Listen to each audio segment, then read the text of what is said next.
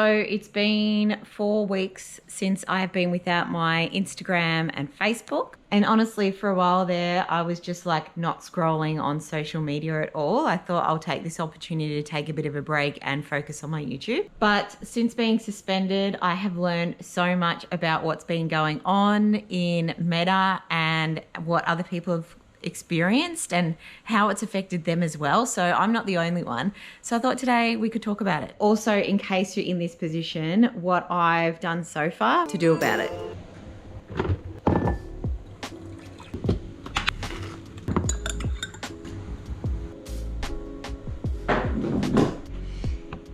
Meta suspended my account on the 13th of June, which is exactly 4 weeks ago yesterday. Today is Monday, the 11th of July. And I still don't have it back, which, you know, is fine for some people, but when you're running a business, I have a UGC content creation business, so all my pages have been wiped for that.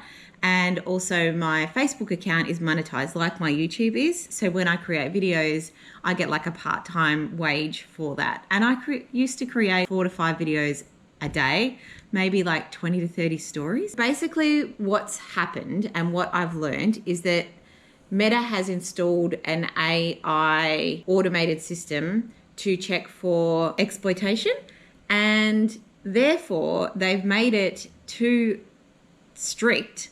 And basically, it's just wiping millions of accounts. When I first got suspended, the numbers were about 250,000.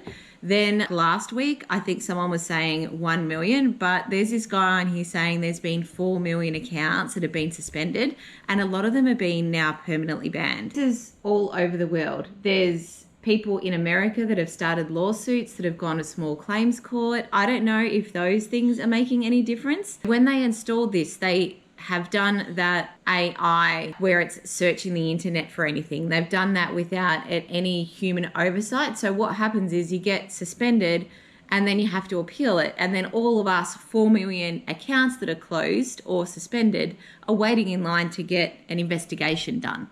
And then I think that's when the real people step in. So we're just automatically suspended because, of course, because of such a serious claim like that, they cannot allow us to have our accounts back. But most people like me have done, well, I'd say 99% of people have done nothing wrong. Some of the accounts that I'm hearing about are hairdressers that don't even have children in their photos or in their videos. They've got nothing to do with children. I heard of another guy, a tech guy, he has infographics on his site and it has nothing to do with children. It's affecting all types of businesses. People that are running ads that have a whole catalog of their assets on there, and they've probably spent, like some of these big businesses spend 20 grand a day on advertising. Imagine all of that just being wiped. Not only that, that's the income for their businesses. So it's kind of catastrophic. What are you doing? Just waiting for me to do something, eh?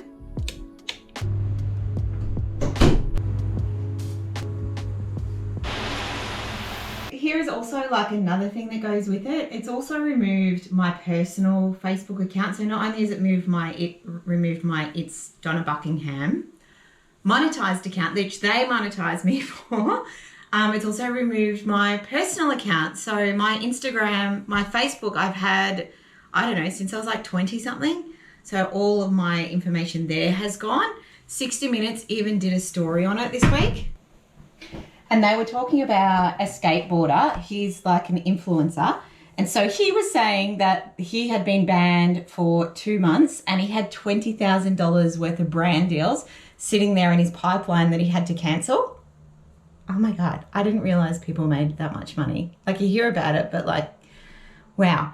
Anyway, the dream. And then there was another lady who was like, I think she was a lash beautician, and basically all her bookings were gone because she did all the booking and everything through Facebook. And that's the thing, like if you're running your whole business on a social media platform, which is what they encourage us to do because they want us to spend all our money, like our advertising money with them. And then they want us all to be on there so that then the advertising money is going somewhere. Like if the users weren't on there, then there'd be no advertisers on there. So it's like a double-edged sword. But yeah, it's quite wild. And then I heard this other thing that you can do to try and get through to someone at Facebook, because I sent like 3 or 4 emails and, you know, no one's responding to them.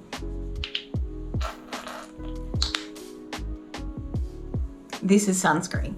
It's got a bit of colour with it. The colour's kind of great because then I don't have to put foundation on as well. But the thing is, when I wear white, it just gets on the white, and because it's a bit colder today, I'm able to get out my old running top. Yes, I used to run up and down hills in Newtown. Newtown's like a really fancy place in Geelong, and it's all beautiful and hilly, and it's got all these beautiful heritage homes. Like, it's, if you're in Geelong, that's the place to live, or Python. Sorry, the place to live for people who want to sound bougie, but it was definitely not my vibe. It's beautiful, the houses are gorgeous, and Paco's great, but it's way too busy for me.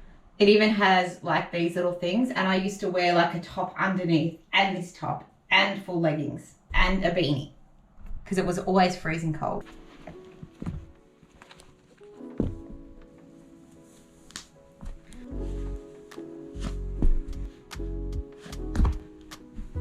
Then I heard people saying on YouTube and TikTok that if you actually start a new account, they'll block it, which I've got a story about that as well. Or if you do manage to start a new account and you get it verified, you can then chat to someone in Facebook. So basically you've got to pay for that subscription. I wonder if this is their plan all along. So $20 per month per account gets you verified, and apparently those accounts are getting given back faster. Puss puss.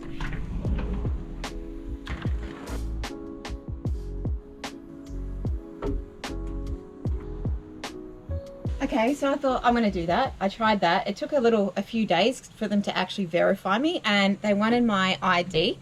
So what I did was I used my license, which is in my maiden name, and basically, yes, it got all verified after a little bit, and then I was communicating with them via that chat, but they wanted my phone number. I'm like, oh, that's weird. They're going to actually call me. And they did call me, but they called me to say, sorry, there's a backlog of these concerns and you actually have to wait for it to get verified. I can't bump you up. It's just a matter of waiting, not verified, for their investigation. And he did say, but there is a lot of people that are calling about the same thing. I'm like, oh, okay. So that didn't help. And every time I make a post about it on TikTok, there is like hundreds of people that comment and say, so-and-so helped me, and they're all scammers. Like, if your account's banned and you want someone to recover it, don't do it. Everyone that does that pays and nothing ever happens. It's just a scam. That's why there's hundreds and hundreds and hundreds of those posts on everyone's post that is about this same thing, because they're just trying to scam you out of money.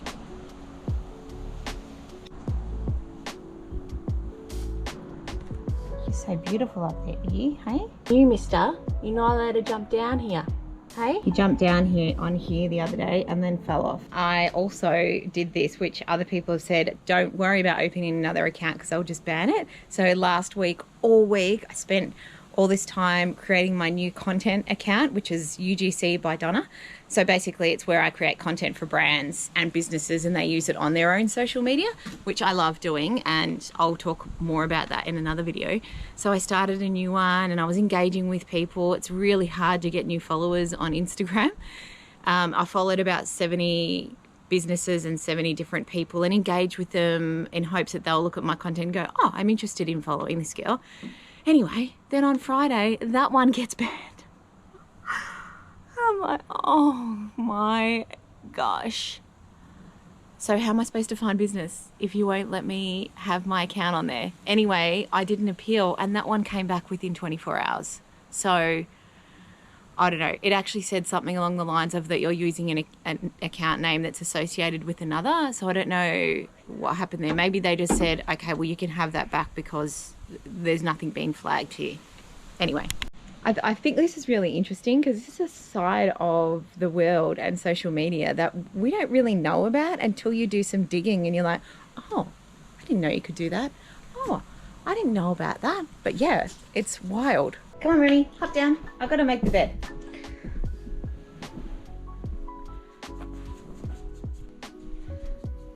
I've got this doona which is like the summer doona. It's a bit lighter, but we've kind of gone in between being cold and being hot, because last week there was a few days there that was absolutely freezing. Now, I'm not complaining. It's not Geelong weather where it's like 0 degrees or 2 degrees at night time. It's still warm. It's just your body acclimatized. And so Mark's been getting this one out because I'm still freezing cold. I've got the big, thick, heavy winter one, and he's got this one. So I'm going to keep trying to fold it up every day so that he doesn't use it.